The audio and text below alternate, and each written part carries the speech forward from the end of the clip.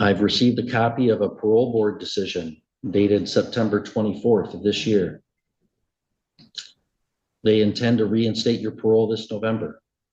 And they find, quote, reasonable assurance exists that the... Hold on a second, this is already a huge moment in the case. The parole board believed this offender was safe enough to be released back into society. But the judge clearly isn't convinced. This sets up a direct clash between two parts of the justice system, the parole board versus the courtroom. So here's the big question for you watching right now. Should someone with this kind of record ever be considered safe for release? Let me know in the comments. The offender will not become a menace to society or to the public safety. I mean, I don't want to stray too far out of my lane and talk about the parole process, but come on. I could not disagree any more with that statement. I think it makes a mockery of the criminal justice system. I don't even know what words in the English language mean. If you can say those words about this offender at this time, reasonable assurance exists that Mr. Page will not be a menace to society or public safety. How about he drives drunk whether he's on probation or parole? How about he commits felony crimes even while he's in prison? I'd like to know what the parole board thinks is a menace to society. I think it might be Mr. Page. What I think is most important to highlight today is that Mr. Page stands before you today ready, willing, and able to tackle his substance abuse issues. With the grace of this court, Mr. Page hopes that you'll allow him that opportunity. Mr. Page realizes that you've heard that before, and that those words are often hollow. He is sincere, and his actions since this last offense show that he's ready to start his journey towards recovery. The people closest to Mr. Page have also reported that his genuine efforts, that he's made genuine efforts at becoming a changed man. His conduct while he's been incarcerated has been exemplary. He's had no write-ups. He's engaged in the services that are available to him in the jail. For long-term sobriety, this needs to continue. That's why we're asking for the jail sentence followed by inpatient rehab at KPEP and then followed by a term of probation with alcohol monitoring. Thank you, Ron. Thank you, Ms. Elliott. Mr. Page, you don't have to say. This is one of those courtroom moments where things get complicated. On one hand, you're hearing someone who sounds desperate for help. Addiction, trauma, and prison experiences are all being mentioned here. But on the other hand, judges don't just listen to words, they look at patterns of behavior over years. And that's where this case becomes intense. So let me ask you, do you believe someone can truly change after a long criminal history, or do past actions speak louder than promises? Anything today, but it is allowed. Is there anything you want to tell me or no? Yes, Your Honor, I do. Okay, go ahead. Your Honor, I did prepare a speech, and I was going to give it today, but my lawyer took a copy and gave it to you, so you may read it on your behalf. I already did. Yes, Your Honor. I understand that people come in here every day and they try to explain to you that they're trying to get sober and they're trying to live their life better, but I really truly am. And I understand that my past does not reflect that whatsoever. But I truly am ready to quit. I've been going to AA every month or every Monday morning that I can, and I'm really just trying to get help. And I'm honestly so ready to get sober, and I want it and I need it.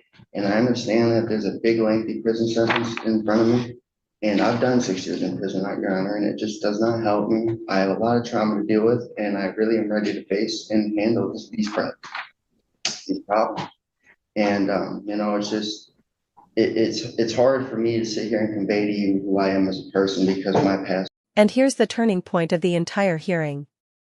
When prosecutors start listing a long criminal history like this, it drastically changes how judges evaluate a defendant's request for mercy. In sentencing law, judges often look at three things: public safety, rehabilitation chances, and criminal history. Right now, the prosecution is building the argument that this pattern is simply too dangerous to ignore. And as you'll see in a moment, the judge is about to deliver a decision that completely shuts the door on another chance. This does not reflect a very good thing. And all I'm asking is please, Your Honor, to just give me a county year and to offer me KPEP at the end of it, and probation and the ankle monitoring. If I screw up, you can give me a lot of time. I know I'm facing that right now, and I know I've had a lot of chances. I'm just asking you, please, this one time, just give me one more chance, please, Your Honor. And that's all I have to say, and thank you very much. All right, thank you, Mr. Page. Ms. Goodrich, recommendations from the people. Oh, yes, Your Honor, thank you. The defendant is 31 years old. It looks like his first arrest was at 14 years old. He has 5 prior felonies, 5 prior misdemeanors. There's a public safety concern on the type of felonies on his record, accosting a minor, breaking and entering, multiple weapon charges. He's been placed on probation 4 times, jail 5 times. He's been to prison 3 times. Services have been provided prior to this. He was on parole when he committed this offense. It looks like from the PSI that he has a history of MDOC misconducts, approximately 24 total. He initially was on parole on August 1st of 2023. It looks like in June 29th of 2024, he operated a vehicle under the influence, also had drug paraphernalia and weapons. On November 14th of 2024, he was on parole and was reinstated with a scram. On June 17th of 2025, while on parole, defendant operated a vehicle with an expired registration plate. He refused the PBT. He had empty whiskey bottles, multiple, found in his car. The cup next to him had alcohol in it. The lab blood result came back at a 0.195. He completed a substance abuse assessment back on January 3rd of 2024, but did not follow through on any of the recommendations. His guidelines are 10 to 28 months. The PSI, I believe, appropriately recommends the 28 months to 70 or 6 months. The top of the guidelines is appropriate in this case based on his decisions in his past. When he's released from this prison term on parole this next time, I hope he does use that support system that he has available and takes advantage of having that benefit, as well as the substance abuse services in our community. Thank you. All right, thank you. Mr. Page, if you please stand for the first sentence. There are, I know Mr. Page has acknowledged his prior record not being his best foot forward, so to speak. It is important that on the record we place some of those things. So some of the relevant factors that I've looked at here, back in November of 2014, Mr. Page was sentenced for a felony breaking and entering. He got probation with 6 months upfront jail and the SAI boot camp. And then in 2015, he violated probation by drunk driving with a high BAC. He got 6 months more in jail, but probation was continued.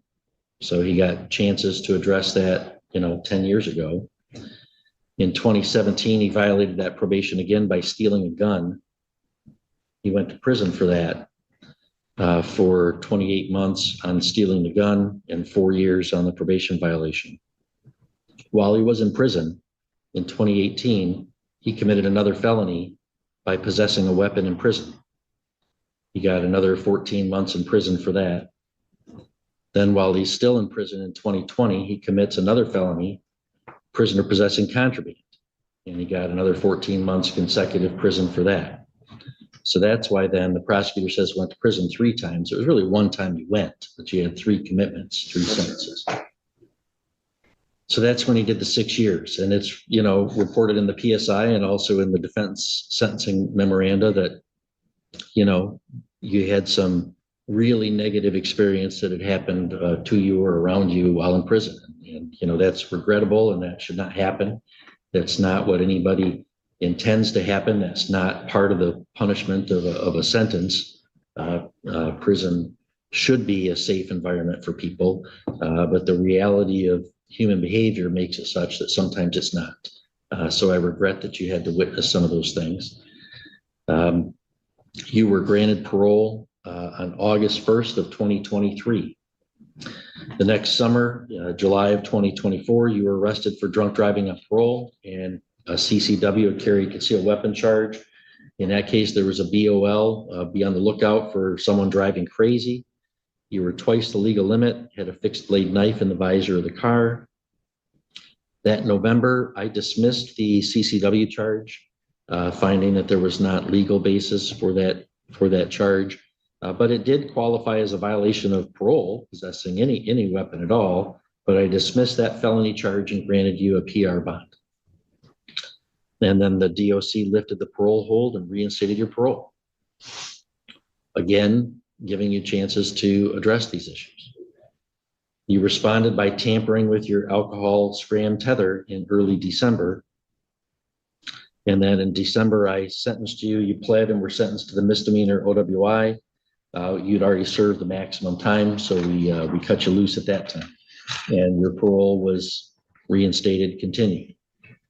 And then this May, while you were still on that parole, you were again arrested for a OWI 0.19 BAC.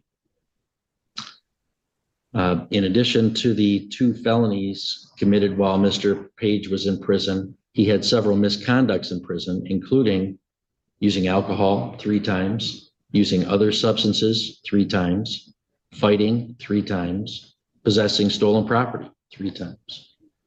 So, you know, you were kind of contributing to some of the bad environments and behaviors in prison as well.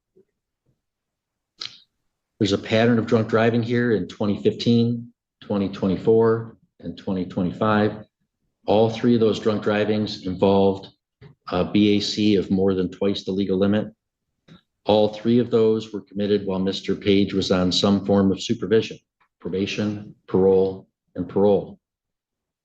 And this is the second OWI committed on the same term of parole. Despite all of this, and Mr. Page says that now in May, since May of 2025, now he wants to get sober. I mean, there's been more than a decade of efforts and opportunities for you to get sober. Instead, you drank and used in prison. You drove drunk while on probation. You drove drunk while on parole. I mean, I hope and wish what you're telling me today is true, but how on earth can I accept that as true? I mean, how could you reasonably expect a judge to say, oh, now Mr. Page says he gets it? That's just not, there are ways that this works. And that is just not how it does. I've received a copy of a parole board decision dated September 24th of this year. They intend to reinstate your parole this November. And they find, quote, reasonable assurance exists that the offender will not become a menace to society or to the public safety. I mean, I don't want to stray too far out of my lane and talk about the parole process, but come on. I could not disagree any more with that statement. I think it makes a mockery of the criminal justice system. I don't even know what words in the English language mean. If you can say those words about this offender at this time, reasonable assurance exists that Mr. Page will not be a menace to society or public safety. How about he drives drunk whether he's on probation or parole? How about he commits felony crimes even while he's in prison? I'd like to know what the parole board thinks is a menace to society. I think it might be Mr. Page. And all of that doesn't even take into account that he's a registered sex offender. I have to say, I think the advisory guidelines of 10 to 28 months do not adequately take into account 3 factors. First, defendant's profound pattern of criminal behavior, even while in custody and even while on supervision. Second, defendant's pattern of driving at more than twice the legal limit every time he drives drunk, even while under supervision. And third, the fact that he's twice driven drunk since he's been paroled in August of 2023, yet the Michigan Department of Corrections doesn't believe that behavior is enough to return him to prison on his parole. So honestly, I think an upward departure from the guidelines is warranted in this case, given that this is this defendant's 6th felony, his 3rd drunk driving, 2 that he's been paroled. He continues to possess weapons inside prison and while on parole. Even though I dismissed the charge, he was possessing weapons on parole. It's clear that this defendant poses a danger to society. You know, I regret, Mr. Page, to tell you, I think a maximal sentence is proportionate here. The law limits what I can do to 2/3 of the maximum, which means the highest sentence that I can impose would be 60 to 90 months in prison, or 5 years to 7.5 years. I believe, given the history I've outlined, given his behavior while on parole, his behavior the last 2 years while on parole in our community, the last year, I believe that a minimum term of 5 years in prison is certainly a proportionate sentence, given the seriousness of the circumstances of both this offense and this offender. Such a sentence, I believe, to be more proportionate than a sentence within the advisory guidelines range. Therefore, Mr. Page, I am going to commit you to the Michigan Department of Corrections for not less than 5 years, nor more than 7.5 years, exercising my discretion under the habitual offender statute to increase the statutory maximum. That's mandatory consecutive to parole, so there's no jail credit given because you've been on a parole detainer.